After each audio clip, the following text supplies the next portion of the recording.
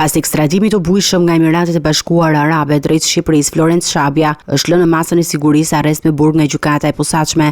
Ai u shoqërua në aeroportin e Rinasit me 2 maj në masa të rrepta sigurie, ndërsa autoritetet shqiptare e konsiderojnë një nga figurat më të njohura në botën e krimit në vend. Akuzat ndaj tij janë ngritur pas dëshmisë së të penduarit të drejtësisë Nureddin Dumani, i cili ka pohuar se Shabja i kishte ofruar 200.000 euro për të vrarë Sokol Sanxhaktarin, një emër i lidhur sipas hetimeve me rivalin e tij Suel Çela. Edhe pse kjo vrasje nuk u realizua, SPAK ka nisur hetimet për përpjekjen për vrasjen me pagesë, por Florent Shabja përballet me një tjetër vendim të rënd nga drejtësia.